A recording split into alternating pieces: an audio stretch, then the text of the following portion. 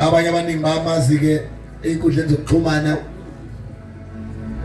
umfundisi bazalwana hayi bakithi azingivele ngani umchaza kanjani umfundisi khona nje umfundisi sekujwayelekile ukuthi ubizwa ngegama nje bekuthiwa umfundisi unkosiyazi Dlamini. Haleluya. So namhlanje phakathi kwethu bazalwane ngiyafisa ukuba usuka endaweni yakwaCeza ngokuhlala ekhaya la azalwa khona. Haleluya. Kodwa uphethwe endaweni yaseGoli ubaba ojwayele ukufika kakhulu la ekhaya. Ubaba ke umpostoli uTP Ndaba. Ngathi kuma guest umfundisi uDlamini akamenywa la ekhaya. Uyena baba osekemenywa kakhulu la ekhaya. Ubaba uTP Ndaba. Ubaba uTP Ndaba lonjwayele ukumbona la ekhaya. Isane yakhe ke lezoshomela manje. So ngifuna nimamukele ngenhliziyo evulekile namhlanje. Ivule inhliziyo zenu abanye bamazi ethi uzani nonke kuJesu. Yabona ke ngicela ukusho lokho uma eyiqede intshumayelo engasho ukuthi uzani nonke. Ngizofaka iartist elodwa mina ngimbuyise futhi ukuze azosho ukuthini uzani nonke. Ngoba akusintshumayelo yakhe engalishonga leso statement leso. Hallelujah. So open your heart ngicela uvule inhliziyo yakho namhlanje. Ungahambi wena sekucabanga ukuhamba ungayenzi lonto please ungayenzi lonto ayenziwe lonto leyo ungalali ungahambi. Hallelujah. So uphakathi kwethu namhlanje uyayihlabelela uyayithandazela ayinanga kwazi ukuyenza abantu kaJesu.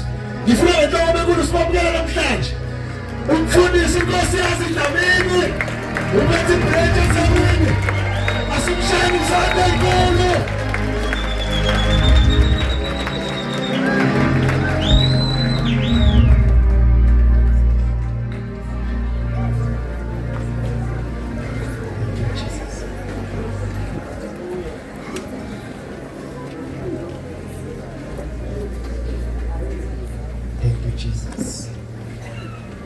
Baba samukela ngokubonga ithuba usipha lona namhlanje sihlwa kuba sime phakathi kwenhlangano yakhe engcwele. Thank you Jesus. Siyakuthandaza uNkulunkulu wethu namandla onke. Wena ongamandla ethu nokuphila ukuba usihawukele Nkosi endleleni zonke besihamba ngazo. Wasithwala uNkulunkulu wethu usivikelile Baba ukuba sizoma phakathi komhlambi wakho Baba wethu engcwele. Laba Nkosi esimphambi kwabo namhlanje ilaba owabafela emthini wehlazo. Ilaba Nkosi owashawa ngenxa yabo. Kwakuyibo laba Nkosi owathuka wadelelwa. Lithizwi lakho wena owawuyithobisile wawulalela nasekufeni kwesiphambano. Wafana nemvu phambi kwabaguli bayo newumvu lisiwa ehlatshweni. Alokho ke Nkosi siyabonga ukuba uyawuphinda futhi simakade umenathi ekutheni Nkosi masikhuluma izwi lakho Baba sikhulume lokho okufanelekileyo ukuze ngelinye ilanga Nkosi namhla sesimphambi kwehlalo sakho sokwahlulela sahlulelwe uNkulunkulu ngesikwaziyo. Alokho Nkosi siyakukhuluma phambi kwabantu bakho sithi ngempela Nkosi sakusho manje Nkosi sihawukele ngomusa phinde futhi simakade sigcwalise ngezwi ngoba Baba laba bantu bahlanganiswe nguwe futhi baphinde babanjwa nguwena ukuba bahlale phakathi kwale ndawo. Ngameni lika Jesu Kristu waseNazaretha igameni namandla igama eliphezulu kwamagama onke igama eliphakanyiswe ezulwini igama eliphakanyiswe emhlabeni ukuze kuthi onke amadolo ezulwini emhlabeni nangaphansi komhlaba ekuwe. Bese ke neyilimo Baba zivuma ukuthi uJesu indodana kaNkulunkulu wamvusa kwabafileyo. Siyabonga ke bayethe Nkosi siyakusalutha ngobukho bakho phakathi kwale ndawo. Siyazizwela uNkulunkulu ukuthi unathi phakathi kwalendawo. Sizwa namazwi akhulunywayo. Sizwa Nkosi ngendumiso ukuthi nempela wena simakade ukhona. Ngameni lika Jesu waseNazaretha sithi bayede ke kulithemba lenkazimulo, sesithi bayede kuyinjini ibanga, sithi bayede kuwe wena oyifunga emaqedeni wangajika, bayede kuwe wena okhona umhlaba ungakasekelwa, wena omile kuze kube phakade, bayede mdalo wezinto zonke, bayede wena okhona elithi izwi lakho wawukhona eqaleni, uNkulunkulu wawulizwi, uNkulunkulu selithi konke kwavela ngawe, ngaphandle kwakho akuvelanga lutho. Lithi ulizwi waba kukhanya komuntu, ubumnyama abamukelanga ukukhanya. Selithi izwi lakho weza kwabakho, laba bakho abakwamukelanga, kodwa bonke-ke abakwamukela ubanikeza amandla ukuba babe ngabantwana bakho. Lithi wabafela bonke abaphilayo ukuze noma bephila bangayiphileli bona kodwa baphilele wena. Sesiyathandaza ulizibulu lezidalwa namalungu onke ebandla. Sikhuleka kuNkulunkulu omkhulu nophakemeyo, uNkulunkulu ohlezi ehlabeni sakhe sobukhosi, uNkulunkulu ongaguquki, uNkulunkulu ongashintshi. Elithi izwi lakho thina abantu siyoze siguge nezindwele ziyoze zibe mhlophe phezu kwekhanda lethu. Ungashintshanga, wena nginguye Alpha Omega, siqalo siphelo. Siyabonga baba wethu engcwele, thabatha udumo lonke olukufanele, yenza njengokufisa kwakho phakathi kwethu, ngegama lika Jesu waseNazaretha, ngegama lika Jesu waseNazaretha, ngegama lika Jesu, ngegama lika Jesu, ngegama lika Jesu waseNazaretha, uyinkosi ebusa kuze kube phakade. In the mighty name of Jesus Christ, Heavenly Father, we prayed. Amen. Siqonda ekhaya nithi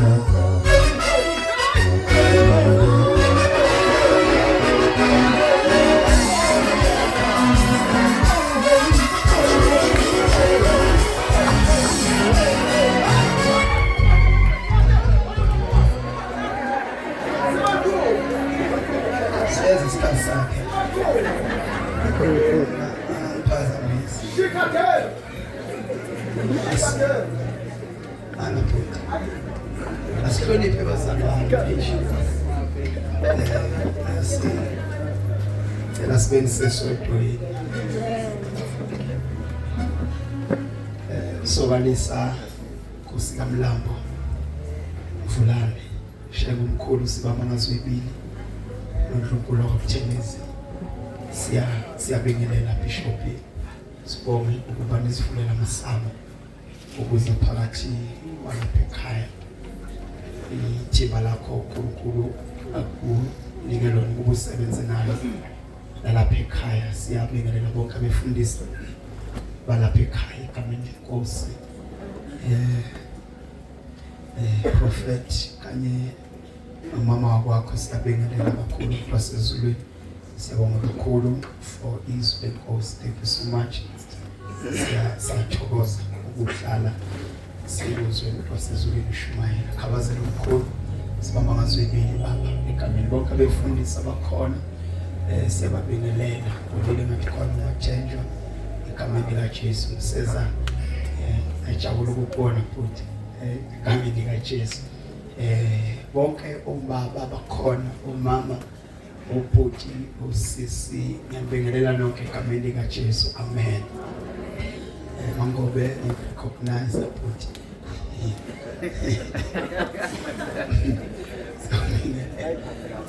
Nkosi yami ngixolele bazalwane egameni likaJesu asibube ngiyabona wenzani lokho lapha sendazo siyabingelela futhi thank you so much Nkosi ayikwenze kahle ngibingelela namafowethu ngicabanga ukuthi wonke umuntu ngibingelelile egameni likaJesu amen Nkosi yazi yimi sibonga ngobahlameni oselisiwe ngikhona egameni likaJesu amen ngibonga iprofeti ukuba ngizwe amazwi washumayelile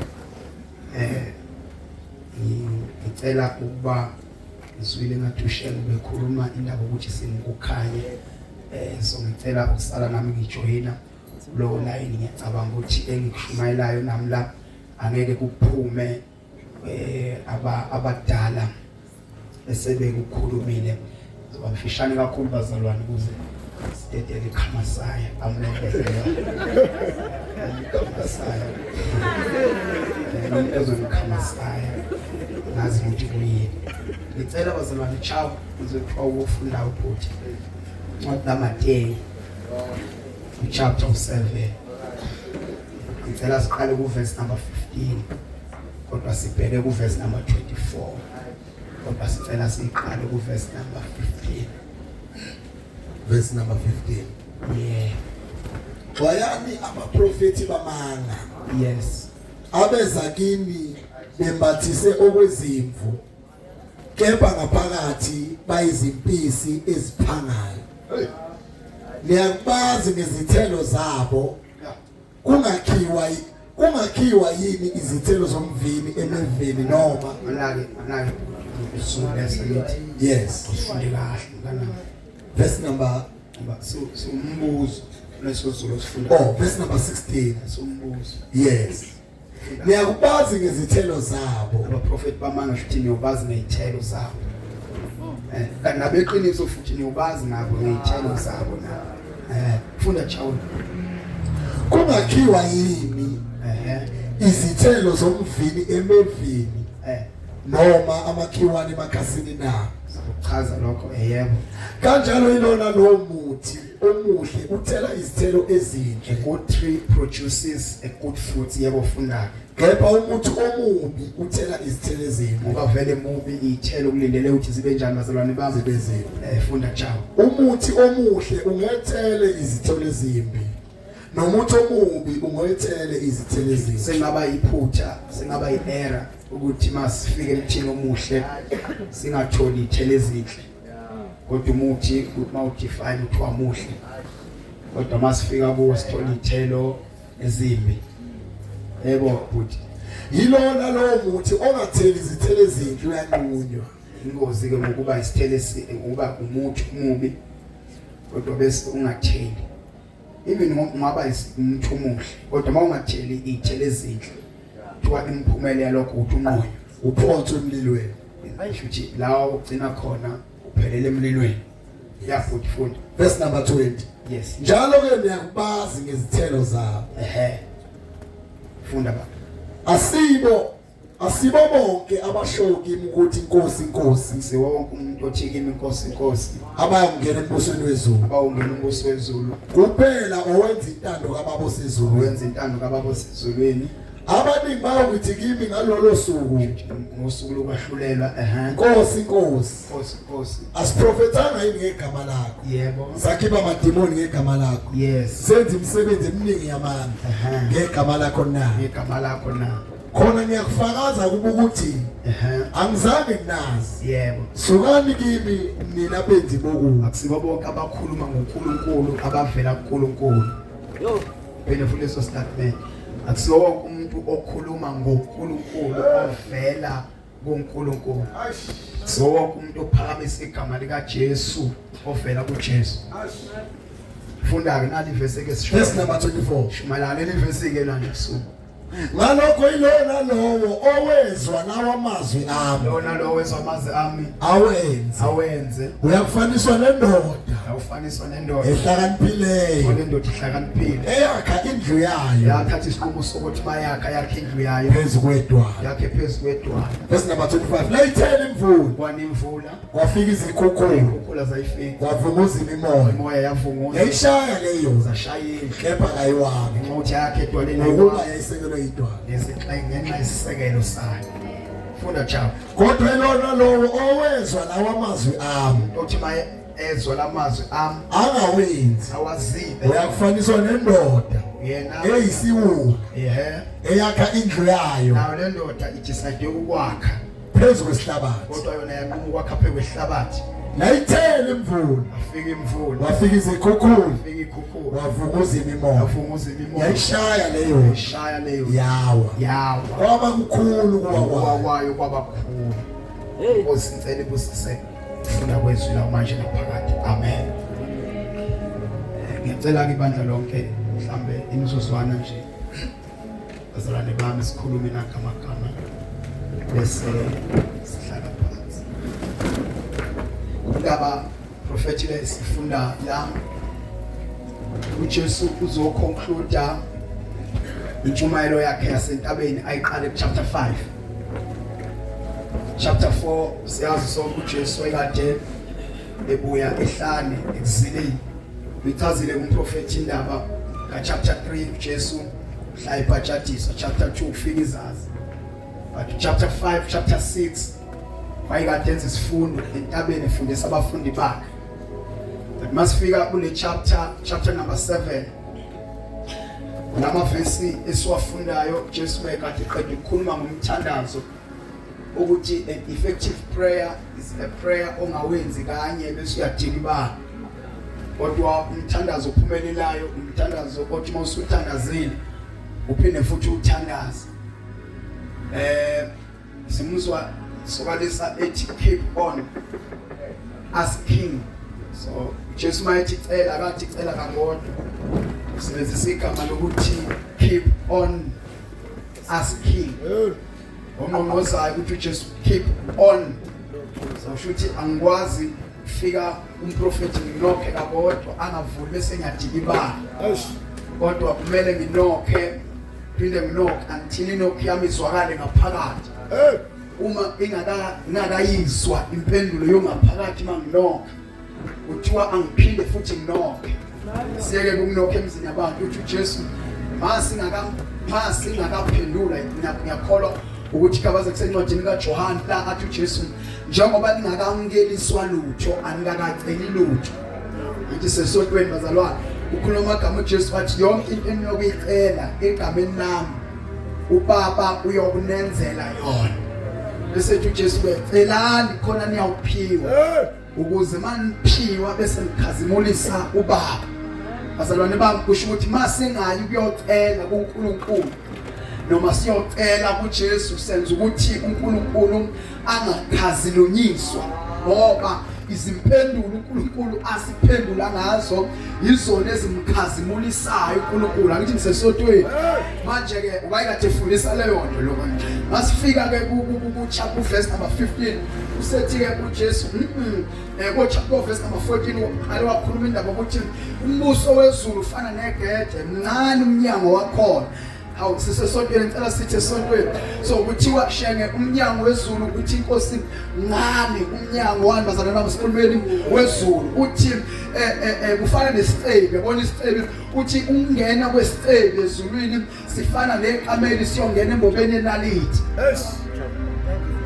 hayi ngoba sicebile ngenxa yeattitude yesicebe akusho ukuthi umuntu ocebile akawungena izulu kodwa kukhula ukuthi ingqondo yomuntu ocebile ngoba umuntu ocebile unakho ukwenza bazalwane ukuyiphakamisa abukela abanye abantu phansi so ke wayekade ekhuluma leyo nto uJesu athi ke umbuso wezulu ke ufanisa ke lesango ukuthi mncane umnyango ezulwini ngoba akusibo bonke abashoyo kuNkulunkulu ukuthi inkosi abayongena but ke la esifunda khona uthi uJesu mayeqhubeka efundisa phakathi nethu uthi ke qaphelani abaprofeti bamanga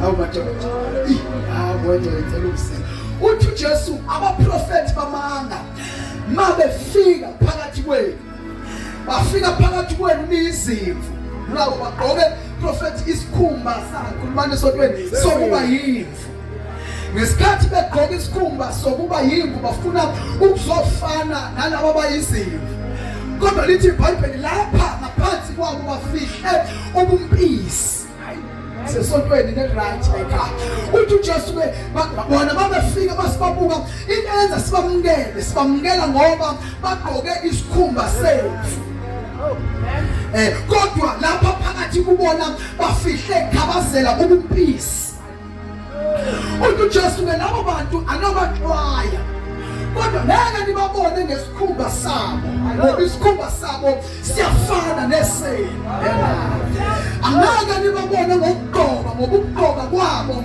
kuyafana nokugqoka kwenu futhi angeke nibabone ngokukhuluma ngoba nokukhuluma kwabo kuyafana nokukhuluma kwenu kodwa into eniyobabona ngayo uma ukuthi laba bangabaprofeti bamanga uthi uJesu niyobabona ngezithelo ngesesontweni niyobabona ngezithelo zabo usho ukuthi bafowethu ukuveza izithelo zokulunga kukwenza ube ngumprofeti weqiniso noma ube isikhonzi seqiniso ngoba uveze isithelo sokulunga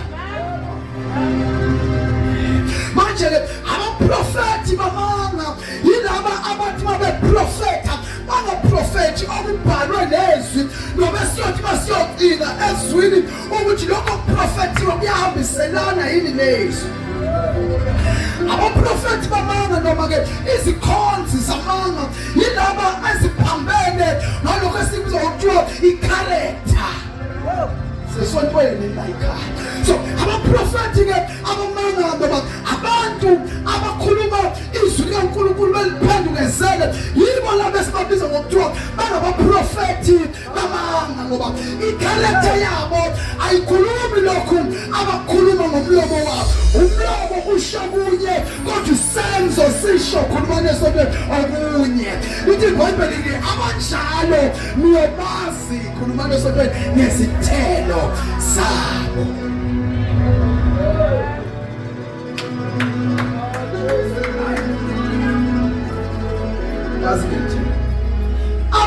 abanye mprofeti basisebenzise kabi isipho sokuprofeta babona ukuthi abayenzi inzuzo ngoba uNkulunkulu base bejika sona isipho uNkulunkulu abanika sona sokuprofeta basiphendukela uzathi uNkulunkulu mayekhuluma kumaRoma abantu bakhe bagugulele iqiniso labo balishaya indiva iqiniso labo bafuna abantu ukulalela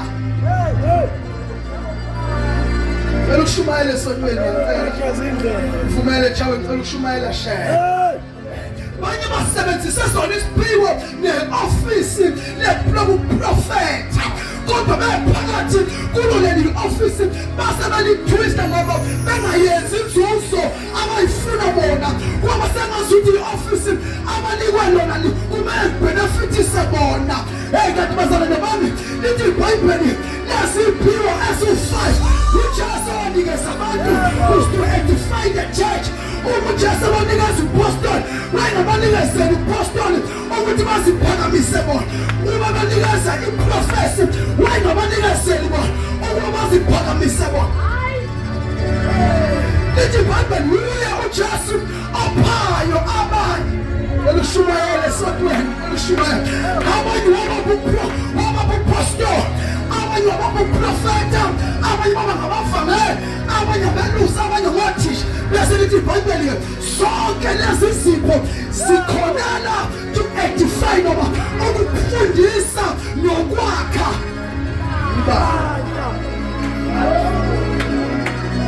kodwa-ke angicela ukuwaveza amagama athi khabazela angazi noma kodwa-ke sisizukulwane esirayo kodwa sikhule kabi sakhula amehlo ethu ayise ebuka abanye abanikezwe lezi zipho abangazisebenzisa njengokuba inkosi ithe is to edify the church. Kodwa sakhula kabi thina generation yamanje sakhula sibuka abanye abasebenzise lezi zipho to edify themselves.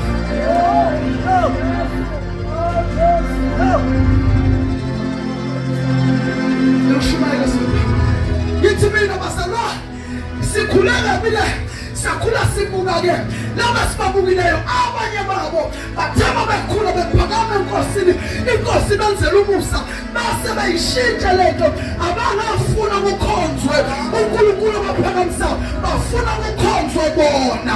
Ubona ngisho bengene emasontweni ukuthi sangena upresident wakuleli sonto akusangena isikhonzi lesisebenzisa leli sonto. Ubona noma bani ikashumayela lapho kanti bazalwane nasiphiwo akusona sethu azokwakha umzimba wenkosi. Nasiphiwo akusona ezokuphakamisa amagama abantu. Nasiphiwo akusona ezokutrendisa thina. Nasiphiwo akusona ezokwenza thina sikambe. Nasiphiwo akusona ezokwenza thina sibe nemali. Kodwa baprofethi kodwa bafangane nani bapostoli. Nasiphiwo is to edify. Abantu mzulu lushayo uthema ekhuluma uprofeti abanye banikeza amathayitli bese behluleka ukufunctiona according to their titles. Abanye bangabavangeli kodwa sisaze sipeze bevangela kodwa sesinomvangeli uMangoma esisibonele ukuthi uze sethiwa nangu umfundisi uDlamini uzogcoka uMangoma umenza umvangelo asimazi uMangoma eyirole eyiphahla kodwa esefika isikhathi nasimgcoba khona sithi sehlisa amafutha siwehlisela ukuthi ungumvangeli kodwa sikaze simuzwe evangela asikaze simuzwe noma efakaza nje ngokuvangela bakhe kodwa ithe bazalwane ubehlisa amafutha phezu komuntu kanti inkosi ayisho sibehlise amafutha kanti sibone nje isipilo sokuthi uyakwazi ukuyirola bese iphahla bese sizokwehlisa amafutha kanti inkosi ayimbekanga umuntu kulelo office. Ubona ngisho ifunction yakho uTom Prophet asifani ithelo ze-office. Sikubabile umprofeti sayo wabaprofeta wabaprofeta khona nge-South Africa khona nangebandla wabaprofeta wathini wawadirect ibandla wake waxwayisa ibandla ukuthi inkosi ithi ngoba cha kodwa amafutha ahlezi kumprofeti khona ukufundisa uyakwazi mawufundisa abantu abalimaza besithi uthisha uthisha kanjani abantu bakhipha.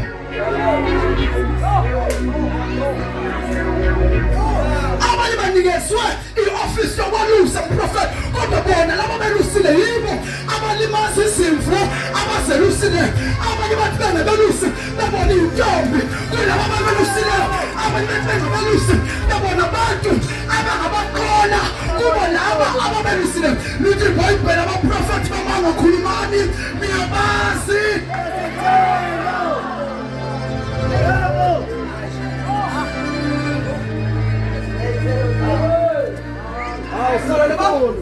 Amathayitli esinikweyo asiwo president. No. Asiwo. In fact sizikhonzi. uBlue Light awufanele.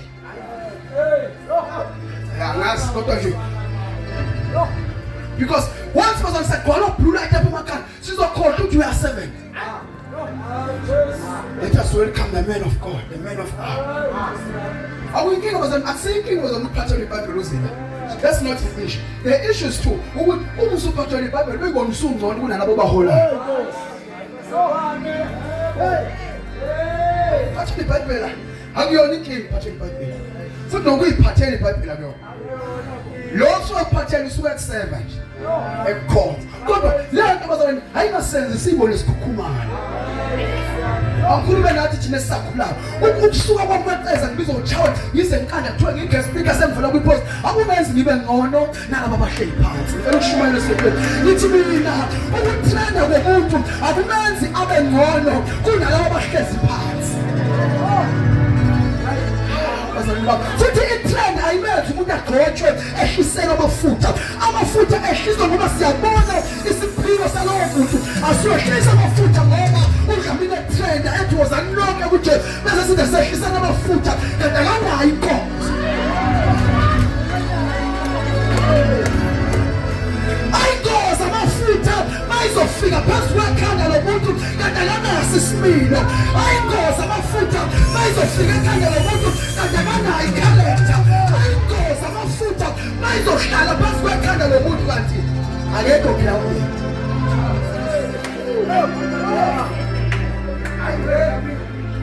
Ciao. Ngoba usihosta kangaka umhlaba akusho uthambo oqala. Futhi akusho ukuthi uCharles sezogotshwa. Kuthiwa sewumpostoli uCharles because we are host.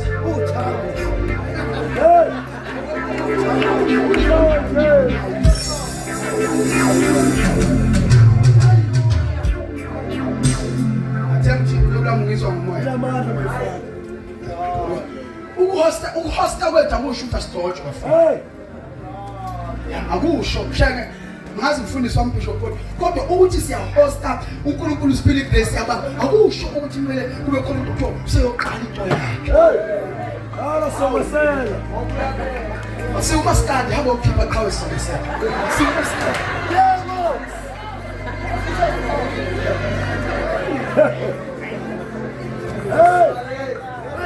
Sasa asiuma stand hamba ukhipha qhawe somesela.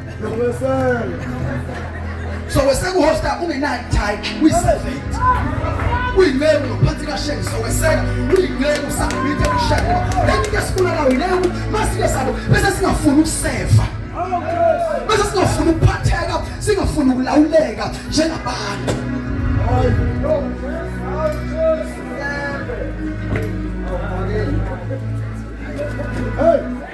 Kwani bazi ngiyithelo sa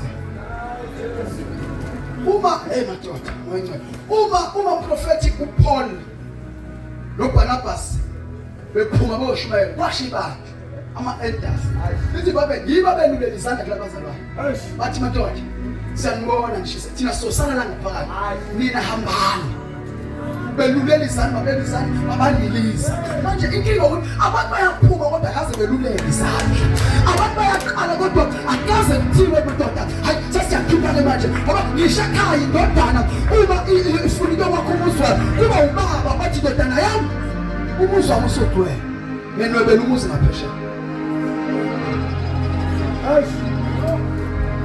Toke baxwayela abaprofeti bamama Bathoba bona mabefika bafika nesifundisi esiphambene nezo Abaprofeti bamama bazofika nesifundisi obazalwane esizocontractithizwa Umprofeti wamanga mayefika uzofundisa into ephambene nezo ngiyayiphinda futhi ngoba angisho ngepho umprofeti wamanga uzofundisa into ephambene nezo Umprofeti wamanga uzothi into zakho azihambeli kahle uthakathwa ugogo usibanibani hamba olungisa umsamo esho efika phakathi kwabantu abasindisiwe ethi abantu abasindisiwe abayokhuphula imsamo abayolungisa imsamo abayogeza imsamo esho phakathi kwabantu abasindisiwe kanti basesindisiwe ofethu asihlangani nemsamo Anisho ngephutha lento ngithi mase sisindisiwe asihlangani nemsamo asihlangani nokuhlabela amadlozi asihlangani nokuhlabela imimoya asikhuphuli umuntu asehlisi umuntu asigezi umuntu asigqizi usisindisiwe ngoba idlozi nofileyo akusiba abantu ababili la uyolifundisa ushengele la idlozi umoya ongena umuntu bese yabhula kanti ofileyo umuntu ofileyo aphinde fila amagama umuntu osindisiwe akabhuli umuntu osindisiwe akahloli umuntu osindisiwe akagabi umuntu osindisiwe akenzelwa amagobongo umuntu osindisiwe akayihambi inyanga umuntu osindisiwe akayihambi izangoma umuntu osindisiwe akawahlabeli amadlozi umuntu osindisiwe nikizwe la umuntu obawukela uJesu oba inkosi nomsindisi osindisiwe hayo sindisiwe awuhlangani nokuphula uhlangana nenyanga uhlangana ngisho kwa silele phansi nokusungu phalo awunyonyobi usibone kodwa awunyonyobi noma isimpo noma washawa isimpi kangakanani ubona uya apply usuze wa supply abasifi uyabona ukuthi sen apply ngawasangaze ngaba usupply einkampanini kodwa awuke ufuna into zakho udakake ufuna into zami mhlawumbe bamusibani bana ngangikhanyisela no bafowethu asikhanyiselwa noma ngubani lithi iBhayibheli bonke abayakhuleka egameni lenkosi bayakusindiswa bese lithi iBhayibheli bonke abayakhuleka bakhona yileli gama lazibonakalisa yobalandela abasindiswe alishonga iBhayibheli ukuthi abasindiswe siyobakhatha sibaphuzisa amanzi iBhayibheli likhuluma lithe abayakhona egameni likaJesu lazibonakalisa siyobalandela nawe nobabona ngeyithelo zabo bonke abaprofeti bamanga babona ithelo ngoba lithi iBhayibheli liqhakazela angeke umuthi omuhle ukhiphe ithelo eziphi angeke bazalwane kuthiwa angeke ehlahleni esiright kodwa kuphuma isithelo kusho ukuthi leso sihlahla sonakele futhi angeke isihlahla esimbi siproduce umuthi right mawumubi you need to repent nje uphenduke umubi ingakho bazalwane bami sesithandaza ingakho uJohane wayebhabhatisa eJordani kufika inzalo ufika abaFarisi nabaSadusi uthi inzalo yenyoka ubani owathi umuntu uyangena emanzini engaphendukile ufuna ukubhabhatiswa kodwa anginaze nimamukele uJesu njengenkosi nifuna ukungena emanzini kodwa anginaze nivume izono zenu uthi ke nzalo yenyoka nzalo yamabululu nzalo yabazenzisi ubani owathi kuyabhabhatiswa ngaphendukile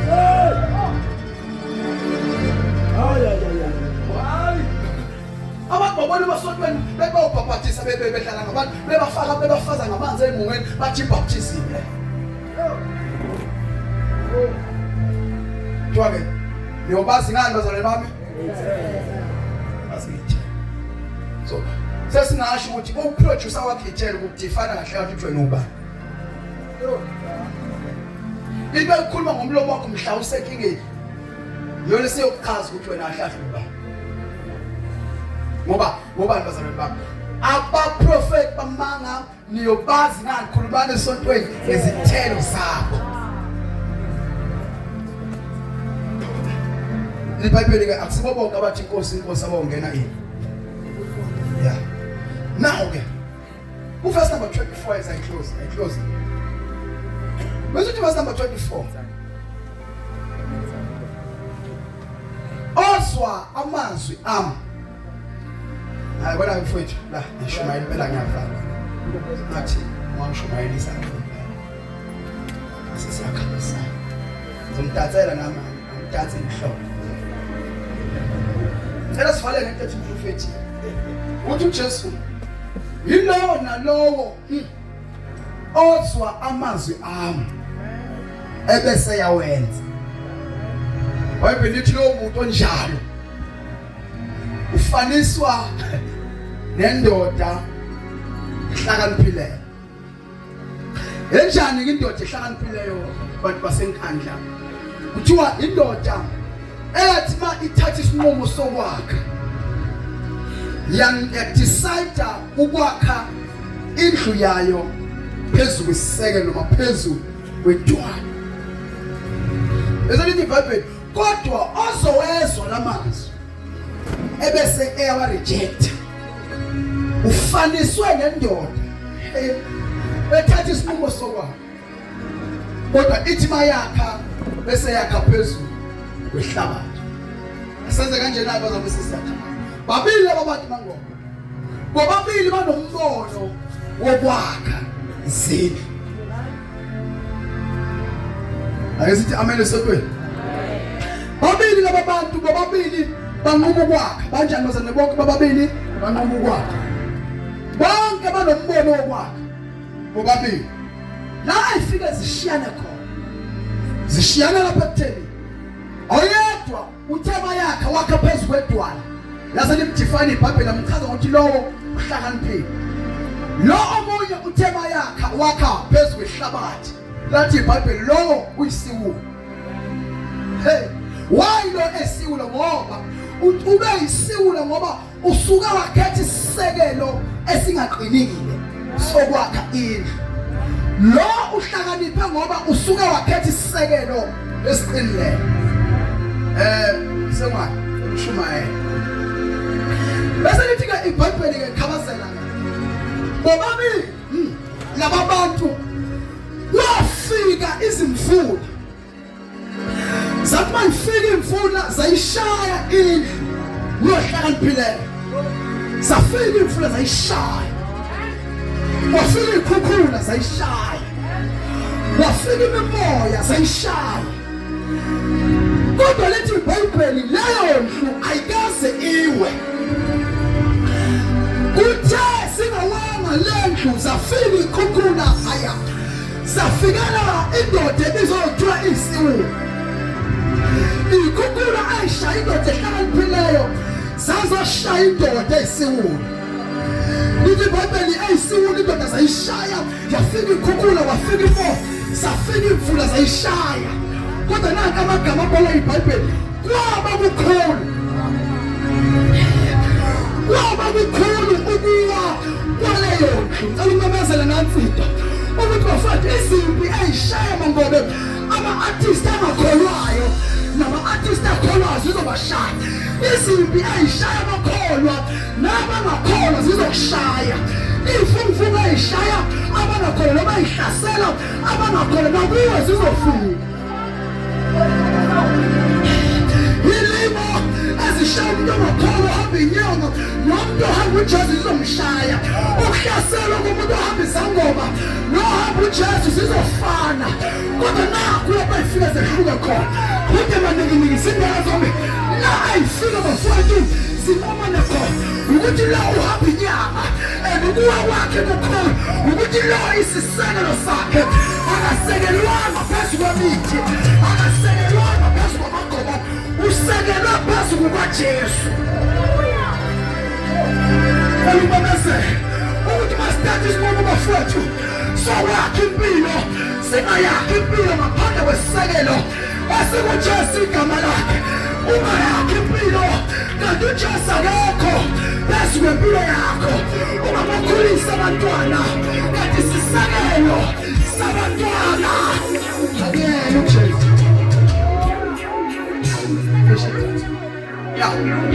Kuliphutha ukwakha kanti wakho uJesu akekho. Hawu Jesu kuliphutha. Khulisa ingane ungayikhulisa ngesisekelo soJesu. iBhayibheli lithi ukhulisa umntwana ngendlela eyolothi noma esemdala khuluma lesonto angayishiyi. Iphutha ukwakha imizi niyakhe kanti uJesu akekho. Iphutha ukwakha ama-careers kanti uJesu akekho. Ngoba la izofika inqomane khona prophet ukuthi mase kufika ikhukhula ikhukhula sizobuza asizubuza ukuthi uhlakaniphile noma uhlakaniphile kodwa ikhukhula zona bayishaya sizoshaya imfula noma sizoshaya indlu. Kodwa la imphumela ifika ibe phezu kwesisekelo ukuthi isisekelo sakho siwini, isisekelo sakho singubani. Bani isisekelo sakho isinto siyafana khabazela kodwa umehluko bafowethu ubanjwe isisekelo.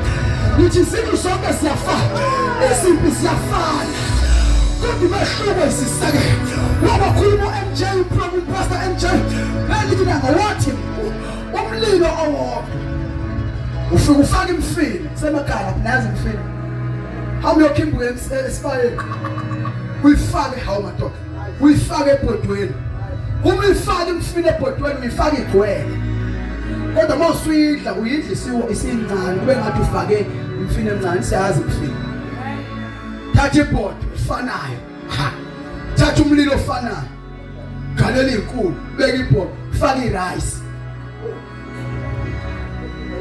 faka irice encane kodwa mawusuyokhipha sekugcwele ibhodo same fire same pot different results abazalwane bam same pot same fire different results why ngoba imililo eshisa abanye thina njengamakholwa iyasiphakamisa imililo eqeda abanye abantu thina njengamakholwa iyasiphakamisa izobhala iBhayibheli lasendulo athi kwangilungela ukuba ngihlushwe ukuze ngazi izifiso zakho uthi kwangilungela ngoba abanye ukuhlushwa kwabo kuyabaqeda kodwa thina ukuhlushwa sazi izifiso zakho yingakho iBhayibheli lithi siyaqindezela ukukhulumaleliso siyaqindezela masonke kodwa siqedwa noma siqindezelwa kodwa sinyanyeki ngoba isisekelo esakhe kuso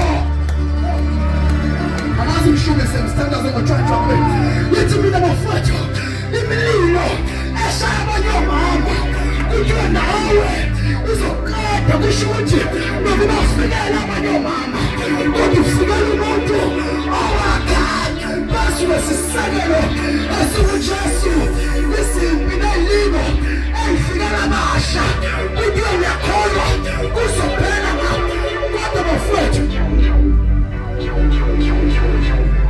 awuthandamezele lithi kunendoda eyashawa lithi kunendoda eyashawa kunendoda eyakhashelwa kunendoda eyathunwa kunendoda eyathelwa kunendoda ele ngomthini wehlazo igama laleyo ndoda kuthiwa kumuntu uKristu Jesu wayesele yedwa kuyise lithi iBhayibheli waba njengempande emhlabathini owomileyo waba yihumeke thapha endlini kaJese walumemezela uJesu oyisisekelo sempilo yomuntu walumemezela uJesu oyisisekelo sayonke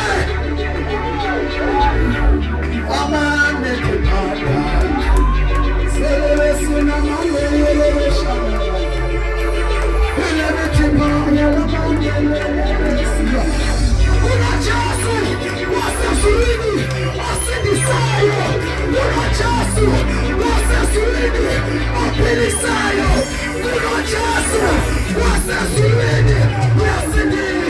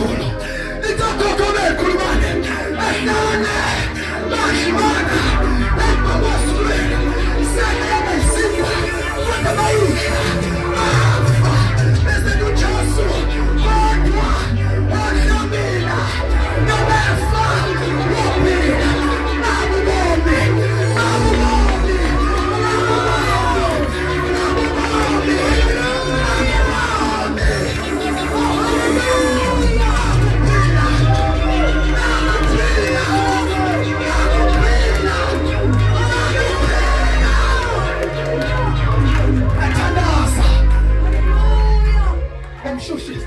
Nakupe. Nakupeleka mbele. Macho yanatupenda. Usichoso.